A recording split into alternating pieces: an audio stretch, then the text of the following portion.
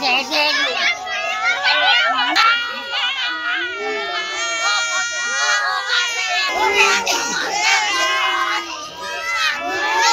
নোয়াখালী মহাসড়কের দাগনভুয়া বেকের বাজারে নিয়ন্ত্রণ হারিয়ে গাছের সাথে ধাক্কায় ঘটনাস্থলেই দুই বন্ধুর মৃত্যু হয়েছে। সঙ্গে থাকা আরেকজন হাসপাতালে নেয়ার পথে মৃত্যু হয়।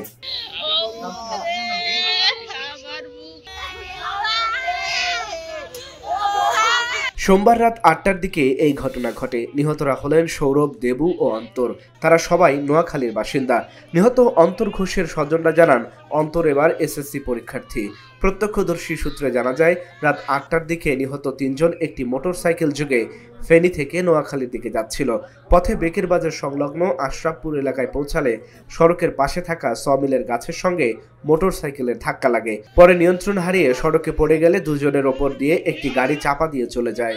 ঘটনাস্থলে সৌরভ ও দেবুর মৃত্যু হয়। ওরা তিনজনে ফেনী থেকে যাইতেছে, যাওয়ার সাথে জনকি বাসে চাপ দেওয়ার পরে ও রাস্তার পাশে যাওয়ার সময় গাছের সাথে বাড়ি খেয়ে দুজন জায়গাতে মারা গেছে। আরেকজন জিন্দা আসিল, ডাক্তার আসিল, ডাক্তার বলছে যে হাসপাতালে নেওয়ার জন্য। হাসপাতালে আনার পরে দেখি যে 20 মিনিটের মতো জিন্দা ছিল, এরপরে যাই মারা গেছে। ঘোষ আমার বোনের ছেলে, সে আসছে ফেনীতে পূজা দেখতে, আমার সাথে কথা বলে এখন যাওয়ার পথে অ্যাক্সিডেন্ট হয়েছে। তারপর মেট্রিক পরীক্ষার্থীও হঠাৎ করে বেকের বাজার দেখছি যে মানুষের ভিড়, ওইখানে গিয়ে দেখতেছি যে 3টা মানুষ পড়ে আছে। তার মধ্যে আপনার 2টার অবস্থা একদম গুরুতর, আর একজনের নিঃশ্বাস ছিল। 2জন এখানে মারা গেছে। ওখানে একজন ডাক্তার ছিল, উনি বলছে যে 2জন মারা গেছে। আর আপনার একজনের নিঃশ্বাস ছিল, আমি আর ওই যে একটা বড় ভাই উনি, আর এই যে আমার ভাগিনা ছিল, ওরা সহ আমরা নিয়ে আসছি। জনগণ উঠে দিয়েছে গাড়িতে, ওখান থেকে মহিফল নিয়ে আসছি। এখানে আনার পরে উনি মারা গেছে আর কি।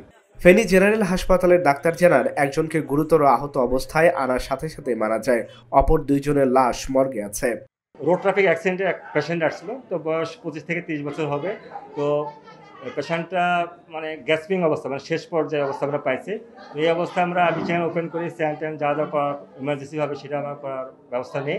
তো তার 5 থেকে 10 মিনিট পরে সে এক্সপায়ার করে। এছাড়া আরও 2জন রোগী ব্রড ডেথ অবস্থায় আসছে, তাদেরকে মর্গে পাঠানো হয়েছে।